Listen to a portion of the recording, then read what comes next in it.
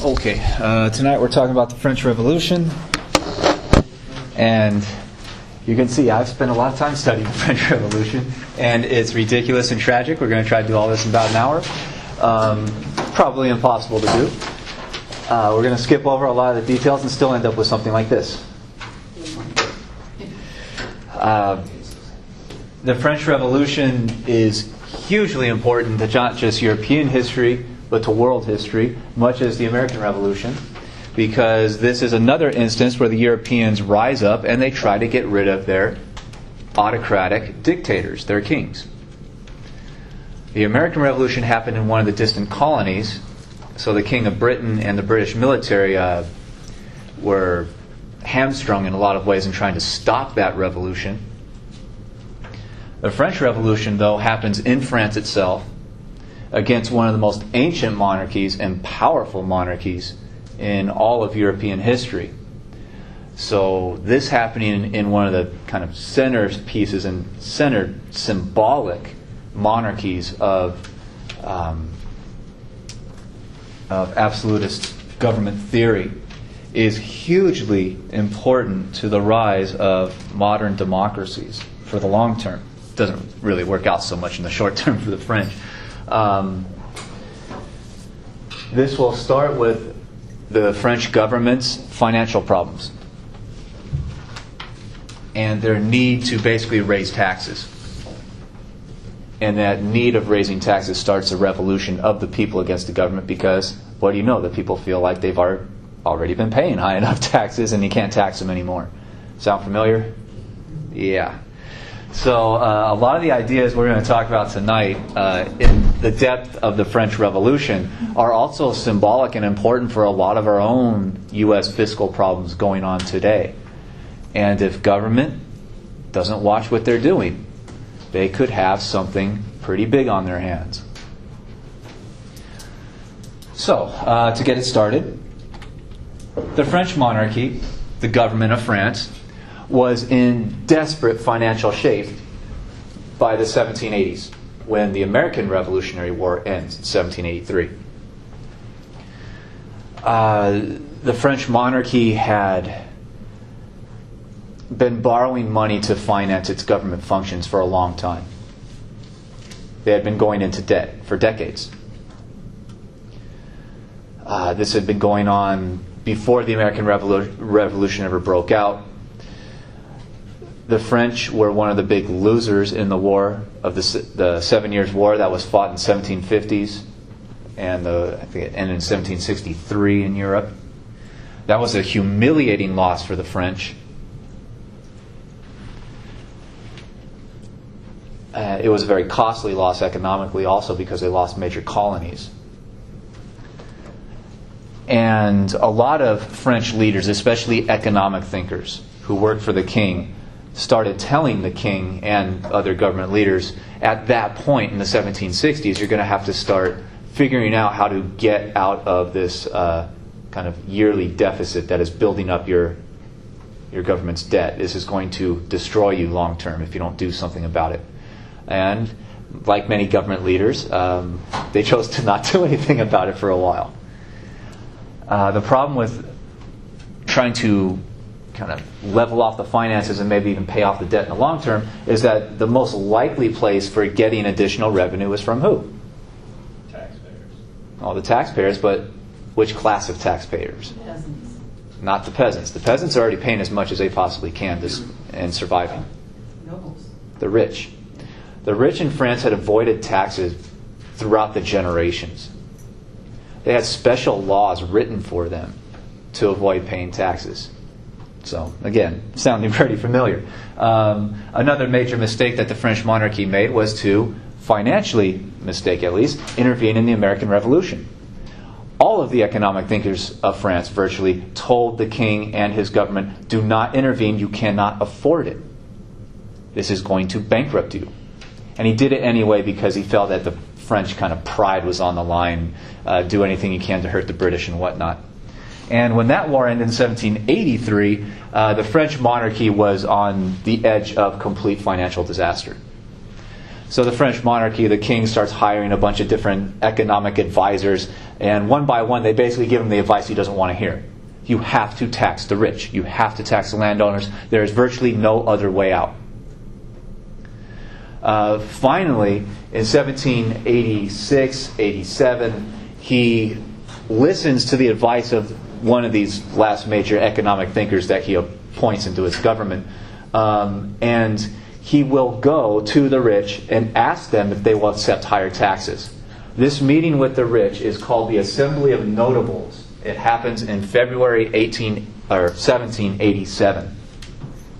And it is exactly as it sounds. This is the king and his economic leaders going to the notables, the nobles, the landowners, the rich of France, and laying out the clear economic idea. If you don't start paying taxes, we are going to go bankrupt. And here's a famous image of the Assembly of Notables. So the meeting with the king, big deal, as it always would be. Does anyone want to take a guess what the notables said? No. Screw you, we ain't paying no taxes. So yes, they literally said no. They rejected the tax plan and told the king and his advisors to find another way. The king's last resort is to try to raise taxes on virtually everybody else in society. This kind of massive tax increase was not something that even the king, with all of his power and his ceremony and the monarchy's history, could do by itself. It largely had to get the acceptance of the French people. And in order to do that, he will call a body called the EstatesGeneral up at the top. The EstatesGeneral is an ancient form of the French government that does not meet regularly. The thing hadn't been called in like 180 years. So no one living had any memory, had never seen this happen before. The EstatesGeneral is theoretically the French nation, the French people, represented by three different groups. So that's why they're called the three different estates. To give you a basic, very quick introduction to what each of these three estates meant, who they represented. The first estate is the clergy of the Catholic Church, the leadership of the Catholic Church in France. They are allowed to be the first estate.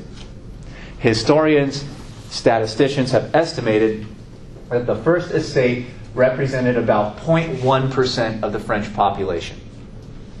Because they're only the church leaders. They're a very, very small slice of the overall people of France. The second estate is the nobility, the richest landowners for the most part, the landowners who have titles, the dukes and the barons and whatnot. Estimated to represent about 1% of the French people. And the third estate is literally everybody else, representing somewhere between 98 and 99% of the French people.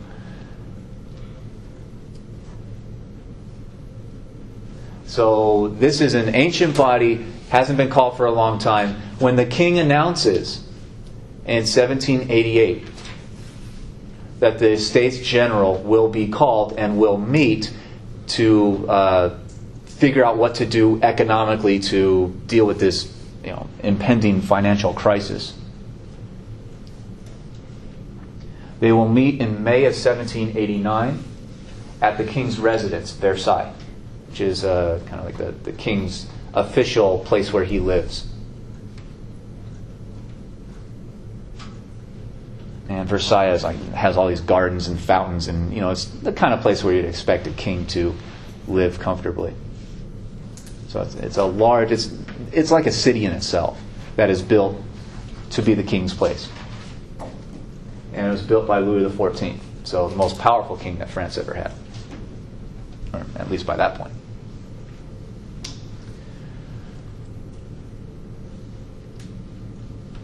Okay, how are these estates going to be chosen? The First Estate knows who they're going to send to the meeting because they can just sit down and talk to themselves or talk amongst themselves because they are all within the church. They can have their organizational meetings and choose which of their people from the church are going to go off to Versailles to the meeting and give, their group's kind of opinion, to give their group's vote. Second Estate, the nobility will get together also and decide who amongst them will go to Versailles to give the nobility's vote. Most of the landowners will try to attend because this is a once-in-a-lifetime type of gathering. But then again, how do you choose who goes into the Third Estate? The group of the so-called people. The vast majority of the people. You have elections. Popular elections where most men will be allowed to vote. So throughout the kind of late fall, winter, and spring of 1788 going into 89, there are popular elections in France to determine who from your area, who from your village or town or whatever, your community, is going to go off and be one of the representatives in the Third Estate. Who's going to cast your vote for the community? So this is kind of election season, so there's a lot of rhetoric, there's a lot of ideas getting put forth. And a lot of these kind of rising politicians will take big roles in the meeting of the EstatesGeneral and will basically start the French Revolution. One guy in 1788 starts writing little books about what he thinks the government should do. So oftentimes in big kind of political awareness moments, people start writing books, or today you make internet sites or something. Put your ideas out there, see if the public agrees. Maybe they'll actually do something with your ideas. So this is an exciting time. This guy is named the Abbé Sieyès. He is a member of the French Catholic Church. He is not a priest. He's not one of the kind of higher-ups. He's more like a bureaucratic type of person. Sets the meetings and does financial stuff within the church. So he's not really a saving souls kind of guy. He is one of the ones that just kind of runs the bureaucracy. He's a lower level guy. So he's not a very rich person. He is, has some privileges because he's in the church, member of the organization. But he writes definitely his most famous book and impactful book. Gets released in the kind of late winter of late winter, early spring of 1789. And this is called "What is the Third Estate?" And in it, he literally gives some pretty radical ideas at that point. Basically laying out, he's one of the first statisticians to put out those ideas about how much of the population the First Estate is and whatnot. So he makes that argument. And in that book, he starts talking about the society that France is functioning under, the social system, is not working. It is working for some, mostly the very rich, and basically throwing everyone else overboard. So in that book, Sieyès calls for what he defined as a new definition of wealth. The wealth of France is not the money or the rich people. The wealth of France are the educated people. The people who believe in helping each other. The people who want to do great things for the government and great things for the people, the French nation. So he says that the new definition of wealth is based in your willingness to serve the nation, to do what you can to make this a better place. And that such kind of social service, social voluntarism, should be the real source of government power. The people who want to do great things and have great ideas should be allowed to move into the French government. At that point, the French government was only giving power to landowners, the greedy, who Sieyès argues are not that trustworthy and have no ambitions for doing great things for the nation or the people or the country. They just want to do great things for themselves to make themselves rich. So Sieyès goes on to, at the same time, criticize the structure as it exists, criticize the elite, and talk about all the great people that are now rising up through the electoral process. And they're going to meet at the EstatesGeneral and hopefully do something great. And later on in the book, he says, the third estate is where the greatness exists. The third estate are the working people of society. They are the ones that are growing all the food that we eat. They make the clothes on our backs. They make the chairs and tables that we use. The rich don't sit in their workshops and do this. The rich go to parties and have fun. The priests don't sit around farming all day.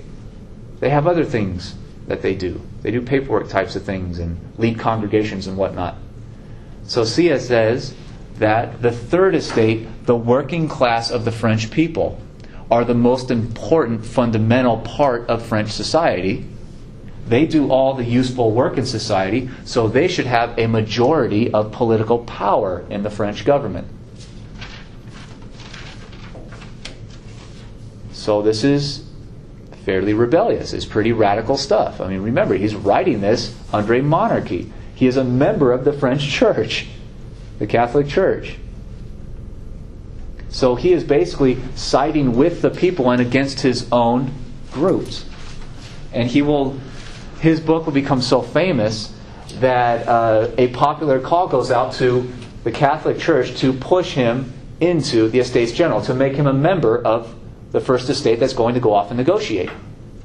So he goes to the EstatesGeneral as a member of the first estate, even though he is obviously talking about how important the third estate is.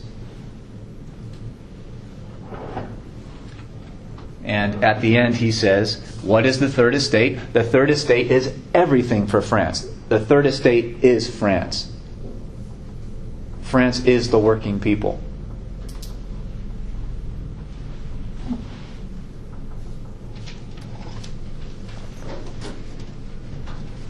He says, what is the third estate? It is everything.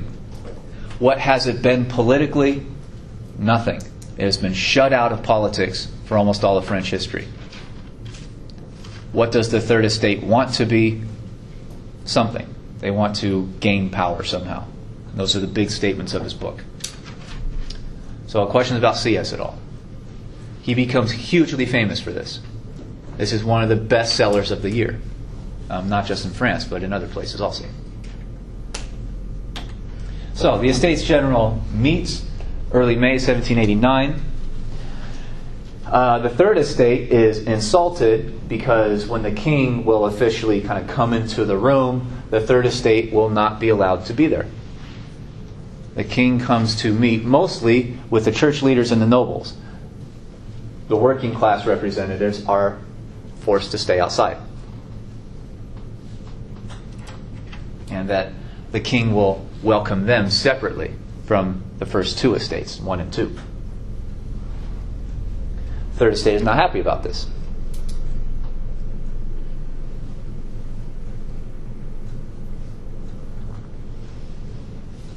So there is very quickly talk amongst leaders of the third estate that this is unfair, that this is a bad prediction of what is likely to happen at this meeting. They may just be shut out of the negotiations entirely. And they don't want to be. Oops, that's getting a lot of ourselves. The king also talks about having the estates vote by order. So when the negotiations are finalized and this kind of contract for taxation is written up, if you had a vote of every single member in the 3 estates that have showed up, all the representatives, who do you think is going to have the most votes? Just by hand count. The third estate, because they have the most people actually physically there. It's estimated that the third estate has a little more than half the actual people that are at the meeting.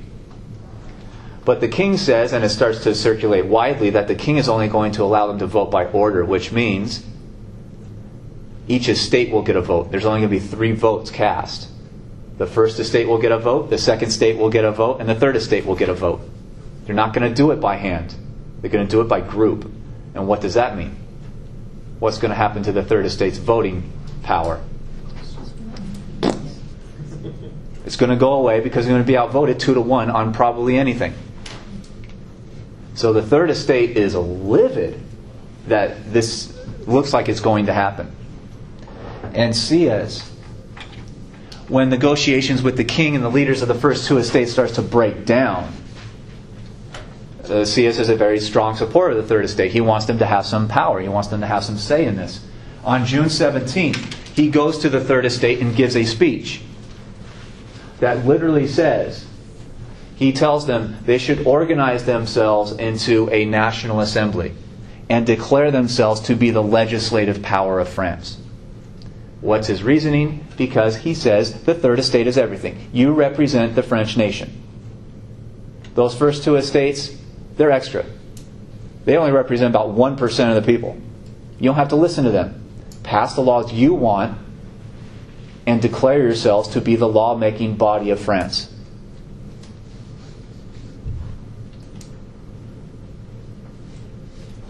And in that speech, he says that the third estate has the, quote, general will of the people on its side, which is a dangerous term to use.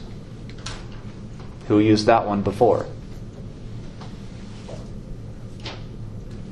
Where does the general will come from? Not England. England? Not England. It was one of the philosophers.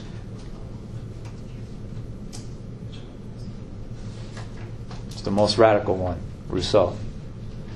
That general will can lead to forcing the people to be free under Rousseau's ideas. So the very fact he uses this term,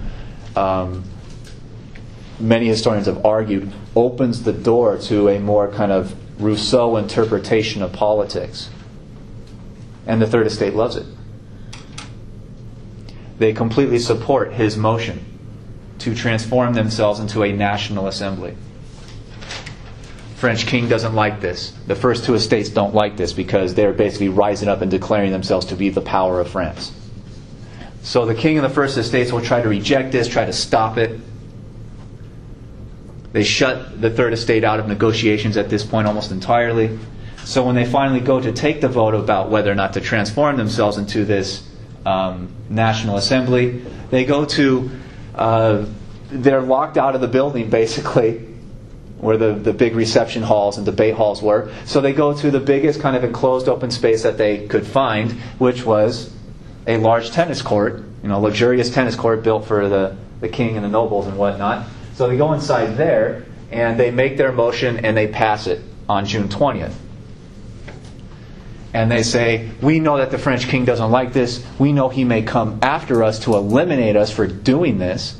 And so they promise to each other that they will never give up. They will, quote, live free or die. We will continue this motion or he will have to kill every single one of us. Which is something that dictatorships often do. So this was a big statement. And these are, some kind of big, rousing, heroic types of images about accepting this kind of slogan in color. Okay. So questions about anything so far? So that was the third estate that did that. Yep. So clergy was not involved? Nope. The third estate, when they do this, when they declare themselves to be the national law-making body, they invite the first two estates to join them. They don't want to do it by themselves, but they say if we have to, we will do it by ourselves. So they give out an official invitation to the first two estates. The first two estates decline because they don't want to be seen as making deals with the kind of rabble-rousing peasant kind of riffraff types of people. The king now has a crisis. The king has to decide what to do. A lot of pressure is brought against him about a week after the tennis court. So the negotiations are continuing. Are these guys the lawmaking body or not? Does the king even recognize this? Does he negotiate with them? Should he even talk to them? Should he just go forth and arrest them all? I mean, the king is fairly indecisive for a few days. Eventually, he is convinced, or some would say forced, to admit that they are the National Assembly and to instruct the other two estates to join them.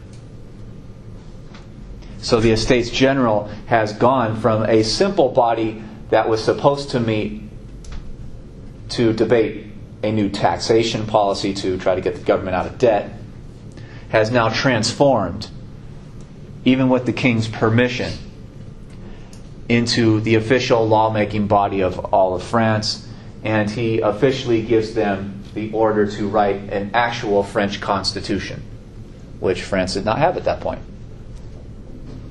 So they're going to write up a government document that talks about what powers the government has, all kinds of things.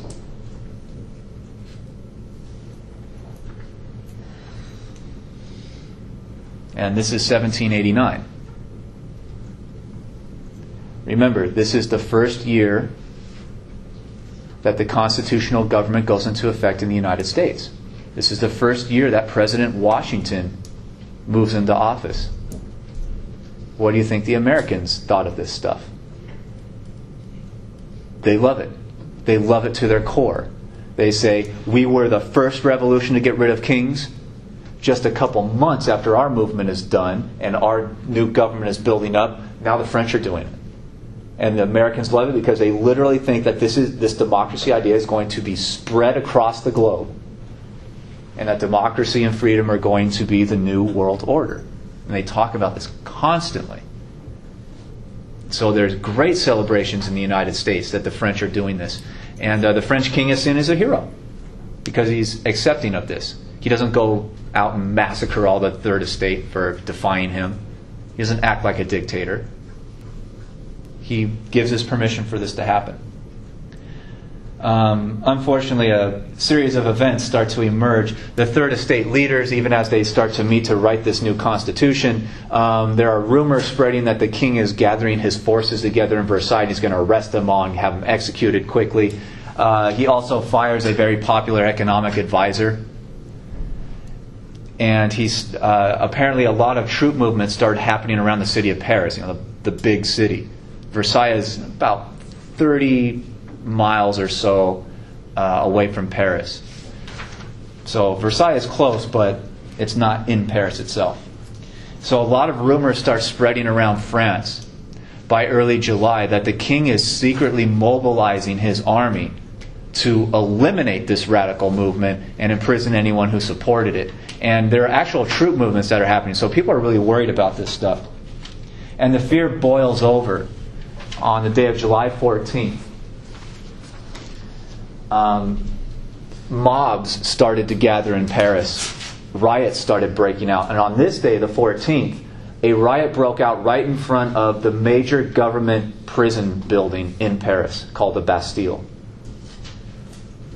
And people are so afraid, and many of them are angry. They're believing these rumors that are spreading everywhere like wildfire. They're very afraid for themselves, and they decide to basically launch a preemptive strike against the government building where if they're arrested, they'll probably be taken to.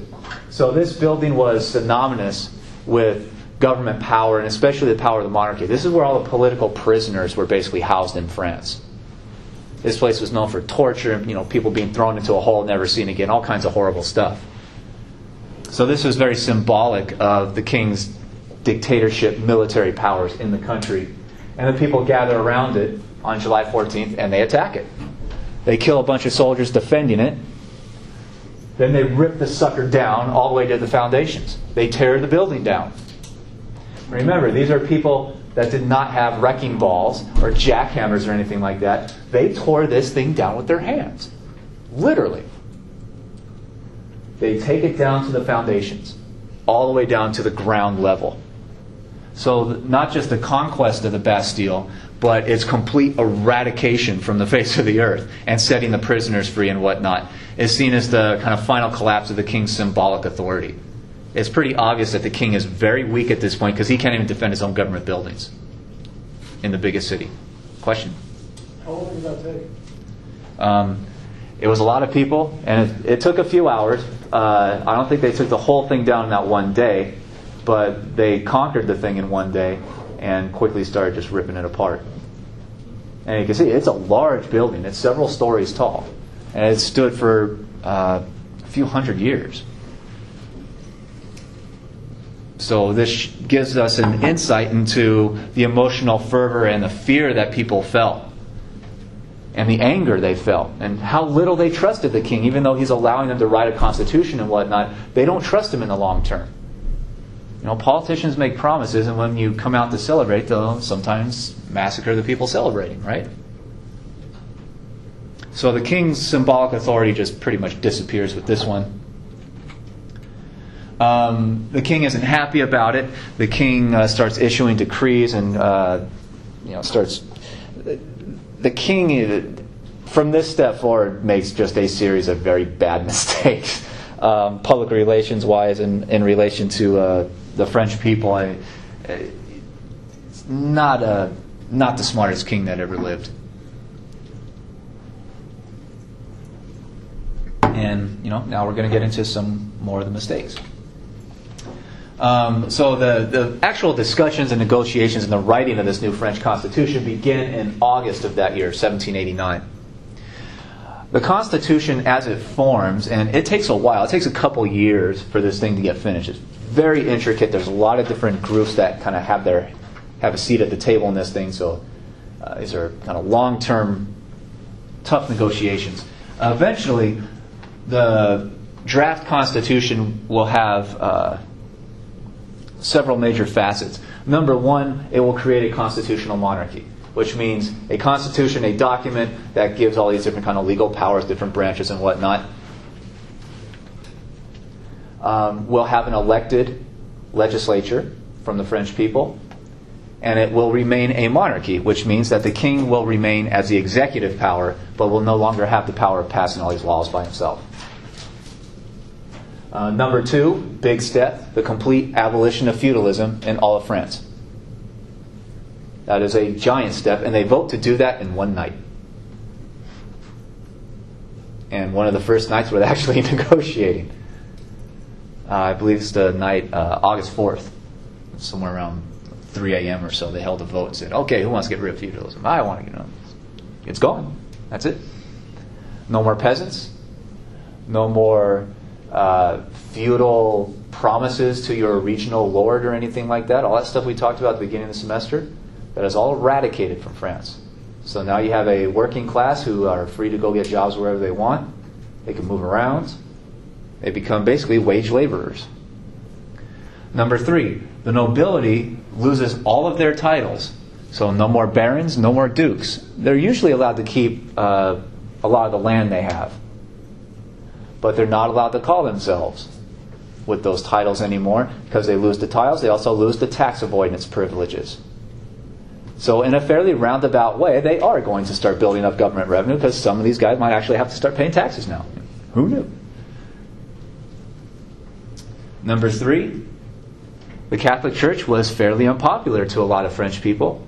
Many, especially the Enlightenment leaders who become philosophical and intellectual leaders of this movement, this writing of a constitution and revolution in general, they are anti-religious, a whole lot of them. And they don't like the church's ability to use government power to enforce their religion on the French people. So they also vote to basically get rid of the church. The farmlands that the church owns were nationalized, which means the government takes them over, and they're going to start to be sold at market rates to whoever had the money to buy them. Church often kept control over the actual church buildings. Catholic Church was allowed to exist still, but they're not allowed to be big landowners anymore, and they don't get special taxes, government revenues, to support the church. Those ancient tithes that communities were forced to pay for the upkeep of the church and paying salaries for the people running it. Yeah. Who was their land sold to? To the national government? Well, the national government comes in and just takes control of the land, and then often will auction it off. So people had cash. People had money.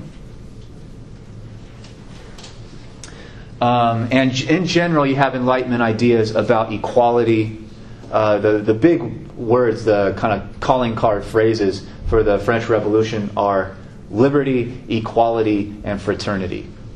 Some major Enlightenment types of things. So, they're in it for democracy. They write a kind of introduction to the Constitution that they call the Rights of the Man and of the Citizen, which promised a lot of things that the American Bill of Rights will eventually do: freedom of speech, freedom of press, freedom of owning property that can't be searched by government without a warrant, all that kind of stuff.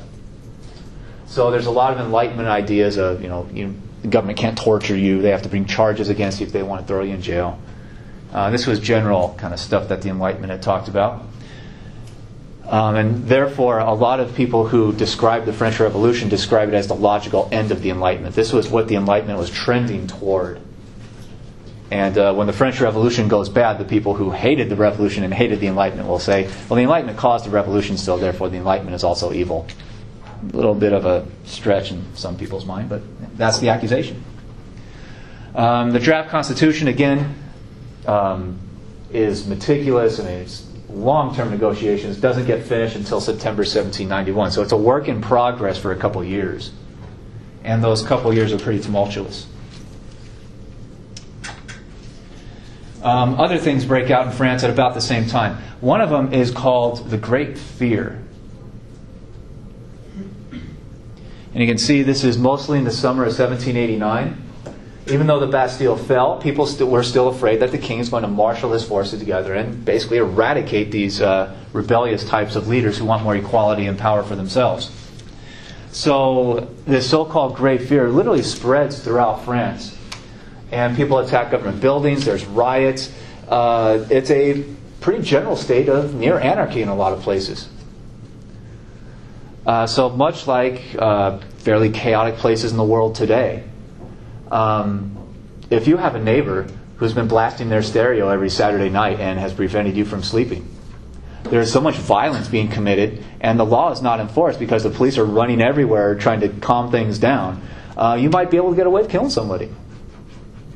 So there's a lot of kind of personal vendettas that are enforced during the Great Fear because the law just wasn't in general being enforced and people thought they could get away with it. Kill your neighbor, blame it on the riots. They don't have the time or the money to investigate every single little death. Where is this stuff happening now? Syria, Iraq, Afghanistan, those places where you have a general amount of chaos. If you have a neighbor who has a lot of stuff that you want, maybe kill him, take the body, throw it in an area where a riot happened, and who knows if the government ain't going to look into it. You can get away with a lot of stuff in these kinds of times. So this is a very violent time for France also because of the fear, political fear, but also a lot of kind of personal rivalries and whatnot. So that's another thing about the French Revolution. I'm going to skip past it pretty quickly like that. People complained by the fall of '89 that the king wasn't doing a good enough job of enforcing the law. What do you know? People blame the king for the anarchy, or the near anarchy. The people gathered around the king's royal residence, his actual kind of palace in Versailles, the one that he and his family sleep in. And they demand that the king leave Versailles because they say that the king is separated from the people. He's often ensconced in his very luxurious kind of place to live. They don't like it. They want to bring him back to the actual capital city in Paris so that he can supposedly deal with the crisis. But they want him in town a lot also to keep an eye on it. So the people mob around, they gather around his personal residence, and they even attack the house, the palace. They kill several of his own bodyguard. And at that point, the king goes out into the balcony and says, "Yes, I have heard the call of my people. I will go to Paris." Okay, and the people love it, they cheer. And of course, this great king that we all love, he's only been kind of misled by evil advisors and whatnot. He's finally starting to see the light, so everyone starts celebrating again. And at the big celebration, putting the king in his kind of royal chariot type deal, and he goes off to Paris. And the people follow.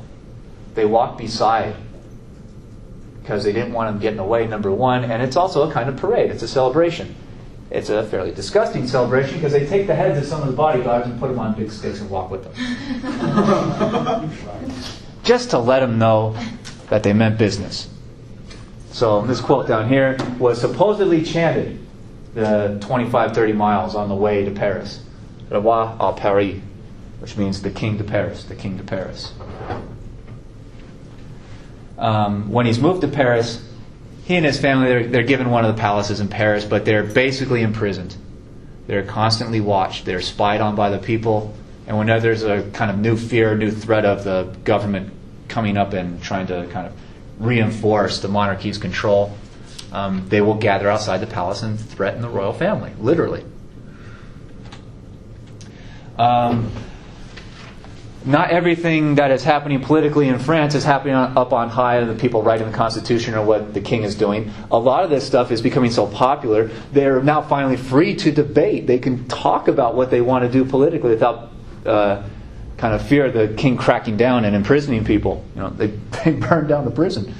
So a lot of these so-called Jacobin Clubs start popping up at the end of 89 going into 90. And these become the centers of the most radical debate. These are where they often just emerge in bars and coffee houses and things. And people go there and they drink. And, the most popular speaker is always the most angry, right? Just as we saw with the presidential debates. The guy who bangs his hand on the desk the hardest and talks the loudest and the strongest usually ends up being seen as won the debate. Right? And this is what the Jacobin Clubs start looking like. Therefore, the most popular leaders and debaters in the Jacobin Clubs are often the most extreme, the most radical. So these Jacobin Clubs become like dens of very radical political sentiment. Maybe we should get rid of the king entirely. Maybe we should get rid of monarchy forever. Maybe we should start attacking other countries to make sure that they get democracy too. Because those people are just as oppressed as we used to be. So a lot of big ideas, big and often dangerous ideas, start coming about in the Jacobin Clubs. So that's another big chunk of the revolution we're going to skip past right like that. So we're going to skip ahead about 2 years. The draft is finished of the Constitution, September 1791. King accepts it. Does he really accept it, or is he forced to sign it? What would happen if he refused to sign it? That's all up in the air. In the end, he signed it, accepted it, so it goes into effect. The National Assembly, the group that wrote the Constitution, is dissolved because their job is done. Those guys go home. Elections are held for the new lawmaking body. So a new group, after the elections, the lawmakers, the elected lawmakers of France, come in, and they are known as the Legislative Assembly. So change in terms, often change in politicians. A lot of the guys who wrote the Constitution said that they wouldn't run in the first elections. They didn't want to keep power to themselves. So there's often different politicians. One of the problems is a lot of those Jacobin leaders start getting into office in the legislature. They can get the most votes. They have the debating experience. So there's a lot of pretty radical guys that go into that lawmaking body. One of the first laws they pass is to do something about the émigré. And this is another big chunk of the revolution that we've already skipped past, but to explain it really quick. Here's France over here on the west side of Europe, Western Central Europe. The émigré were rich people from France who felt threatened by the revolution, by the writing of a constitution, by, there's a lot of chaos and people are being killed. Rich people are being killed because of their history of oppressing their workers and whatnot and not paying taxes. The French nation is very much outraged against some of these landowners. And during their kind of opportunity to strike, sometimes they do kill big landowners. They kill their families. So many wealthy families in France chose to leave France because it was so dangerous for them. They emigrated. They left. So in French terminology, they're called the émigré. Where did they go? Not very far. They often just went to the Netherlands. They went to some of these little German states out in the kind of eastern border of France, and they sat there. And there are fears in France that these émigrés, these Frenchmen that are basically exiled, are gathering together wealth, and they're contacting European kings like the King of Prussia, the King of Austria especially, who have big armies. And they're conspiring to invade France, conquer Paris, and kill the revolution, put the king back on his throne. Basically, completely annihilate the revolutionaries. So a lot of the more radical and fearful people pass a law saying that if you willingly left France and left your property and your house and all your possessions and your land behind, the government's going to confiscate that. The very fact that you left France means that you're basically no longer French. Everything you left behind is now government property, and they're going to sell it for revenue. The king's biggest supporters are the landowners. Always have been, probably always will be, right? At least until the Industrial Revolution gets going. But we'll get to that later. So the king sees this as a giant choice. He can either support the more extremist in his legislature, or he can support his historical kind of political base, to put it in modern terms. He chooses to support his long-term people, the landowners. He vetoes this law against the émigrés, which outrages the French people, outrages the radicals, and now again the fear starts to rise again. The king is actually corrupt. He may be in on this plot to invade France and kill the revolution. So the king has made another pretty drastically bad step, public relations-wise. So questions about any of that so far? Was the king a bad king? I mean, was he really, or was it just This guy just makes one mistake after another. But was he really planning to, like, send the military in? He's indecisive. He goes back and forth. So we have evidence that at some points he wasn't involved in the plotting, but he seems to have given his permission to, say, like his younger brother, who was very active in the plotting, and he just said, okay, go off and do it. I'm going to stand over here and pretend like I don't know anything, what we today call plausible deniability. So if you get caught, I can deny everything. Don't get caught. But he doesn't seem to be very active in it, but he gives his permission for this stuff to keep going forward. That seems to be the most consistent stance that he takes. But it's going to get worse for him, in case you don't know how this guy ends. What his last day looks like. Pretty bad. Okay, other questions? Nope. All right, running forward. So the French nation, especially the radicals, fear an émigré-led invasion, especially with Austrian or Prussian military support. Especially with Prussia, they have proven themselves to have been one of the most powerful militaries in Europe, seen as almost an unbeatable army in a lot of ways. So there is this fear of a kind of European-wide plot, because none of these other kings in Europe want to see the French king have his powers reduced like that, right? None of the other kings want to see this revolution succeed. Why is that? And all the other kings lose their power. Yeah, because that's what some people today call the power of a good example. That other kings want to avoid in their own countries. If you allow this to happen somewhere, then maybe our people might start thinking about it. Yep. Stepping stone toward revolution in your country. So the Prussian and Austrian kings seem to have been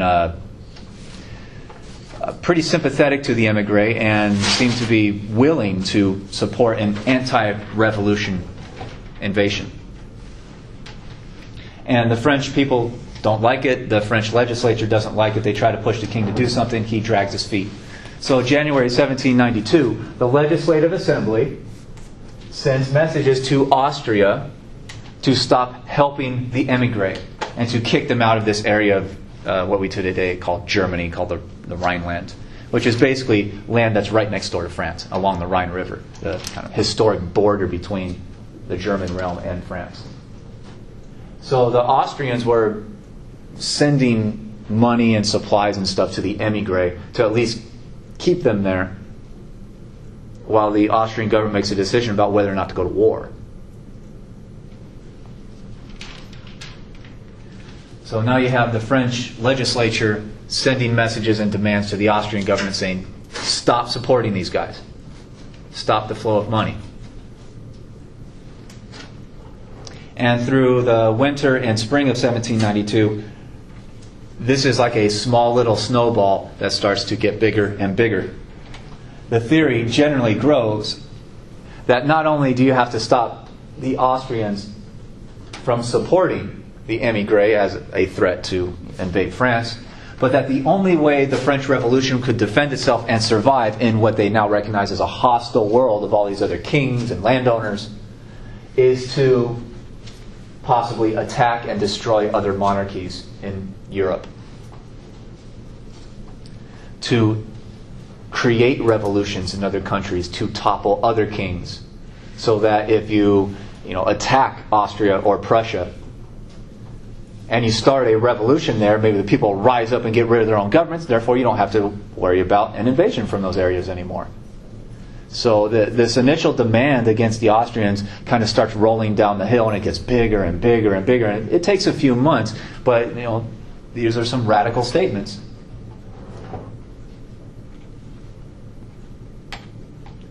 And in April, France, the legislature, declares war against Austria. So they will start mobilizing to fight. And a couple months later, they declare war on Prussia. And it often happens in politics, especially the politics of the most extreme. Small nascent ideas, just asking someone else to stop doing something, can evolve into, I must destroy you to stop you from doing something. Was France prepared for war at this point? Absolutely not. The French armies were the king's armies. Will the king's armies actually fight in this thing? No. For the most part, no. They're loyal to the king. So France will have to raise an army of its own people to go off and fight against trained professional armies against Prussia and Austria.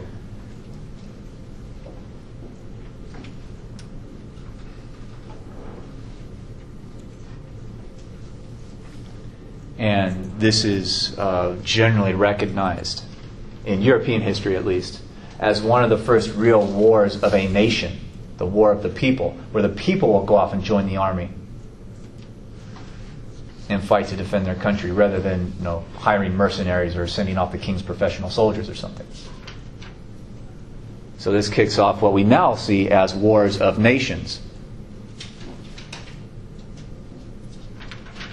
And you start getting large armies, rather than just the wars of the kings that Europe had experienced for hundreds of years already.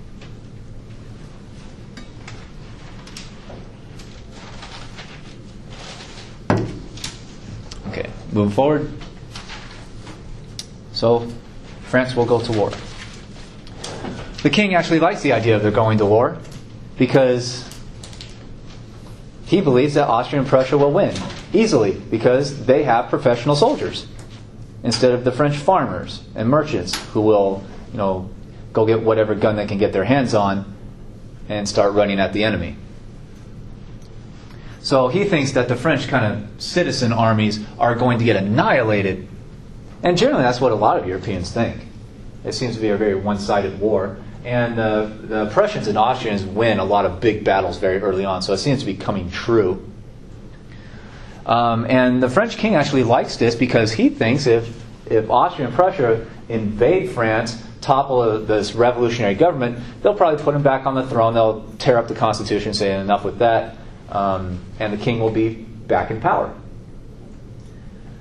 And the French armies do lose basically all battles in the summer of 1792. But this backfires on the king, because the French nation actually blames him for the losses. He didn't have much to do with it. But what are they going to do? Blame themselves. They use him as a scapegoat. And the Austrian and Prussian armies are right on the doorstep of the French countryside in August of 1792.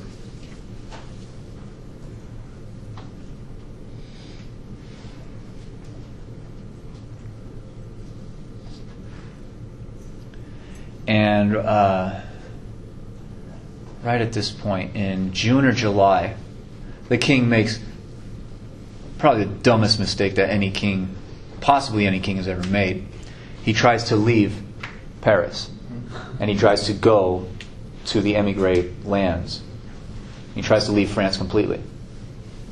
Dresses up in disguise, leaves his kind of little prison/palace in Paris in the middle of the night, gets away, heads toward the border, and got caught. He got brought back to Paris because he got caught by French people. So at that point forward, he's going to be a prisoner.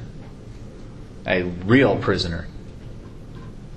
And probably even dumber than that, he left behind a letter saying, I never liked this Constitution. I only gave in to the revolution because you put a gun to my head. I'm sick of this. I hate you all. I'm leaving. Not the smartest thing to do. Send the letter after you get away. But he left it behind, and so obviously when they caught him, they found the letter and said, this guy's completely untrustworthy. He hates everything we've done. He's only kind of smiled and dealt with it because he had no other choice. So they will imprison him completely. And when it looks like France is going to be invaded completely, and the invasions actually start, the people rise up and attack the palace where he is imprisoned, the Tuileries Palace, and officially now overthrow the monarchy completely. So the monarchy is knocked out of government, and he is put into a real prison cell. So that happens August 10th, as the Austrians and Prussians are invading. So again, this is something kind of mobilized by fear, frustration. So without a monarchy, the invading forces are crossing the border. They are moving into France. They get fairly far, but not all that great. Get to a place called Valmy. So they have invaded. They are moving steadily toward Paris. Paris is over here. The French citizens in giant numbers leave Paris and they go off to the countryside to, in their mind, defend their revolution, defend their new government. And to everybody's surprise, the French citizens actually win the battle. So the Battle of Valmy is a huge, gigantic turning point in not just French history, but European history. The French citizens actually win the battle against the professional Prussian army, and the Prussians retreat. They leave France. They turn around and go back into Germany. This was shocking to everybody that was watching this stuff. How did the French armies actually win? Any guesses?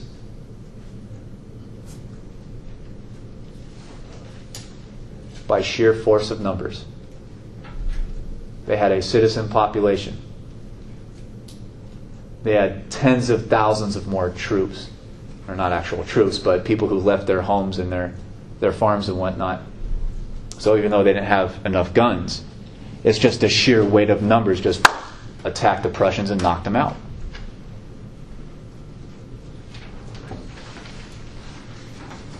And this is a great source of pride, obviously, for the French people. There are mass celebrations because this was unexpected. So the revolution will live on. A couple days later, they declare a new government. They say that France is now a republic, which means equality under the law. They will have a democratic form of government. They have to start figuring out who's going to run the executive branch of this new government under the Constitution. And they're basically going to run with the same Constitution. At least for a little while. So the king and the monarchy is completely wiped out. They're knocked out of power completely by this uprising of the people.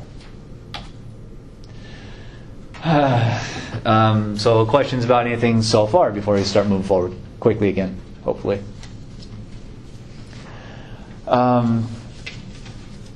Remember that the Prussians are actually invading throughout most of September. The Battle of Valmy doesn't happen until September 20th, so toward the end of the month. So this mass kind of great panic, this great fear reemerges in France. At this point, they're very afraid that a lot of people that they imprisoned because of the revolution, a lot of landowners and whatnot who spoke out against the revolution, they had thrown them in jail. They're afraid that a lot of these landowners somehow in their jail cells are going to get together and start a counter-revolution to try to knock out the revolutionaries. So there is a massacre of prison inmates in September. So you have this reemergent fear again. It becomes very violent, incomprehensibly violent. They go into the prison cells and they literally slaughter the guys who can't get away. So this is a mass murder. Not the last time that's going to happen in France. They also start instituting new, especially forms of executive branch government. They start passing laws during the emergency of invading Prussian troops, they create this body called the Convention that is charged with finding so-called enemies of the revolution or enemies of the state and arresting them or otherwise doing something about them to stop what they see as a possible internal revolt to aid the foreign invaders. So they're afraid of counter-revolution on two fronts: foreign invasion from other countries and an internal revolt of landowners and formerly rich people who want to destroy the revolution from within. And all this stuff, the Great Fear, the prison massacres, the mass arrests, it all seems to work pretty well because the invasion is turned back and the so-called counter-revolution never gets off the ground in France itself. The convention is largely led by a politician in Paris itself named Georges Danton. That's him. His name is spelled D-A-N-T-O-N. So he becomes one of the kind of poster boys for the kind of increasing power of the executive branch during the French Revolution that is turning into its own kind of tyranny. Anyone who speaks out against the revolution can be arrested or killed. Anyone who not only speaks out against it, but if you don't speak out in full support of it, you could be arrested. So there's all kinds of horrible stories that if you didn't wave at the soldiers walking by, then they could interpret that as you're not a supporter of the revolution, so they'll arrest you. So it gets pretty ridiculous. Yeah. How does Danton become the guy who's in power at this point? I'm pretty sure he's the former mayor of Paris. So he's already a kind of prominent politician in Paris itself. He just gets kind of thrown into this executive body. Is he a landowner, wealthy guy? I don't know his own kind of wealth background, his personal background too much. I haven't done that much study on him. So I don't even have the information to answer that. So sorry. Okay, next step is do something about the king. And they learned from the English, basically. If you want to get rid of your king, you put him on trial.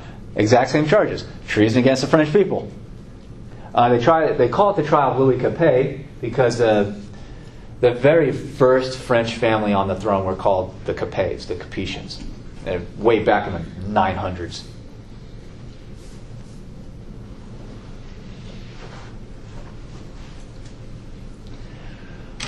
So they put him on trial, quickly find him guilty because he's on trial in front of the kind of extremist legislature. And much like the English figure, there's only one way to get rid of this guy to make sure he ain't coming back. You can't just kick him out of the country. So he goes to the guillotine. Kind of mechanical system of killing, of execution, seen as actually a humanitarian thing because the king used to torture people to death. I mean, drag out their death over several hours, whereas you have this blade up on high and you just pull the string and the thing falls and it's so heavy that it will drive supposedly right through your neck and cut your head off quickly so you don't have to suffer that long. So comparatively, it's seen as an efficient, a scientific, and a fairly humanitarian way of getting rid of people. So the king goes to the guillotine, September 1793, and it's another very famous image. Of course, they pick up the head and say, this is what happens to all the tyrants of France. Yeah, so there you go. The rest of the kings of Europe don't like this very much because this is another bad example for what can happen to a king if people start to rise up. So this very heavily offends the kings of Europe. A lot of other kings start joining in this war with Austria and Prussia against France. This is where Britain comes in. This is where I think eventually Spain even comes in. A lot of the other German countries come in. This execution of the king even horrified American leaders. This is where the American government, the American population starts looking at the French Revolution as too extreme, too bloody. They didn't kill their own people so much. And the Americans start looking at this as getting out of hand. They didn't have to kill the king; they could have sent him somewhere else, but they chose to. Then they kill the queen. Then the two children of that family end up dying mysteriously in prison. So the monarchy is basically wiped out within just a few months. And this coalition of European powers comes together and causes further panic in France, because now France looks at the map and says, well, we got enemies all over our borders. What are we going to do? What are we going to do? The convention itself purges the legislation. The legislature starts to respond by purging the convention. So anyone who's moderate in politics, any office holder who especially disagreed with the execution of the king, they are either arrested or they themselves are executed. So now the politicians start passing laws executing each other.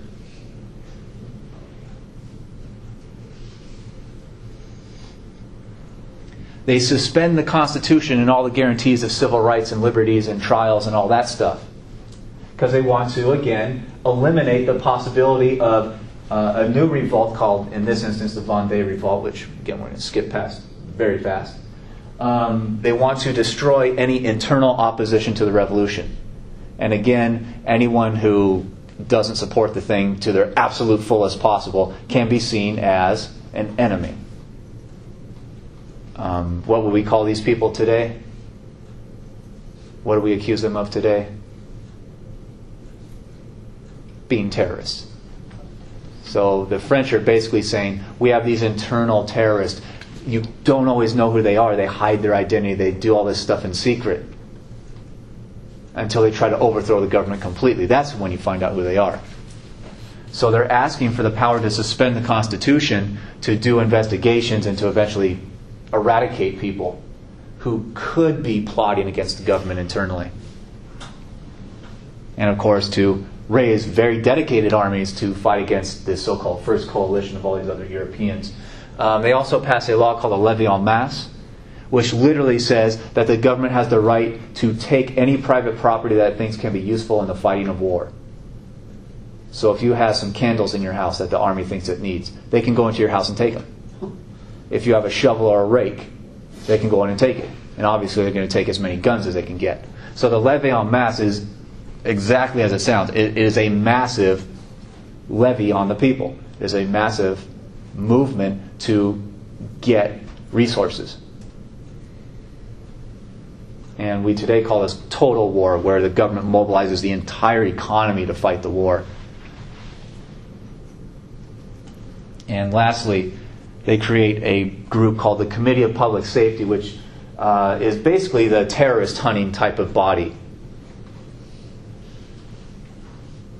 that will run investigations and make arrests and execute people. And sweep up anybody that could be suspected of supporting anti-government sentiment. So this is getting hugely extreme by this point. This is about spring of 1793. So questions about any of these so far?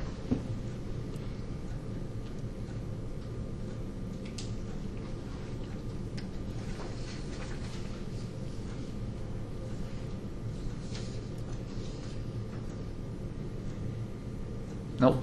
Moving on, or still writing?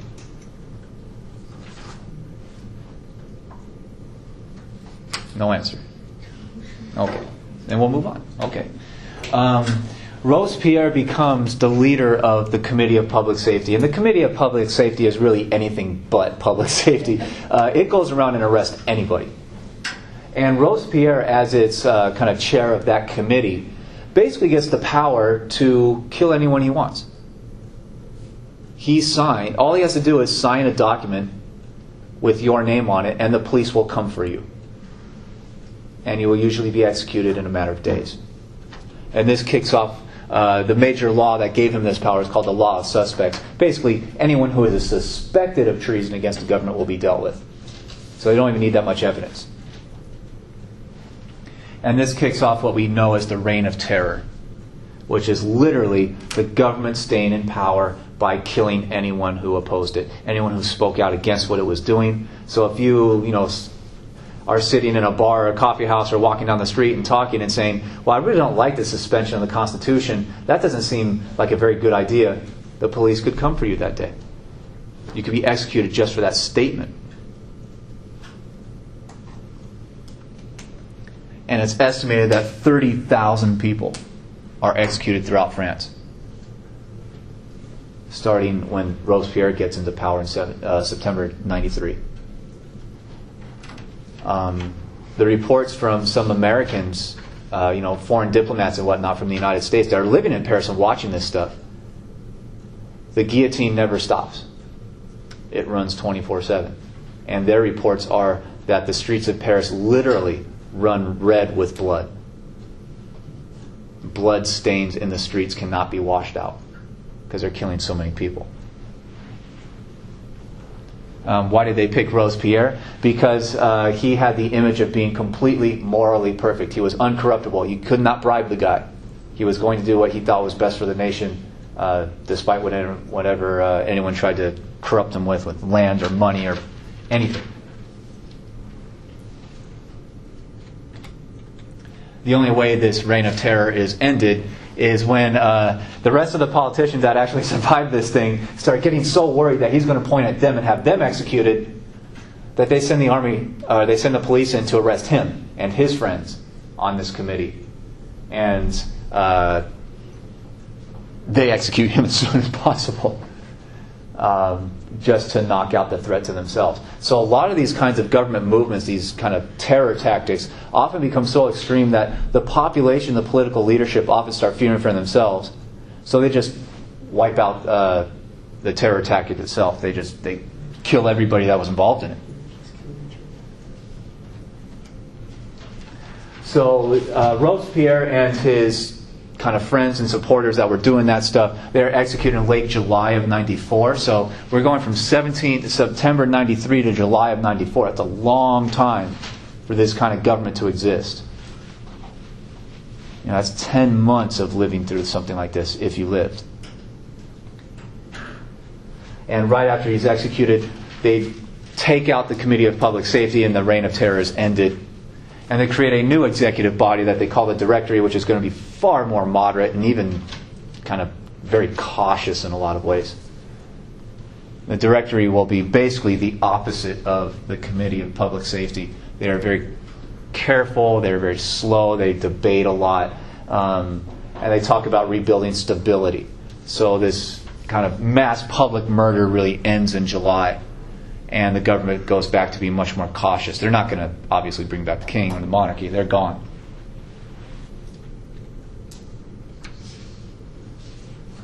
So Robespierre is in and powerful and out fairly quickly.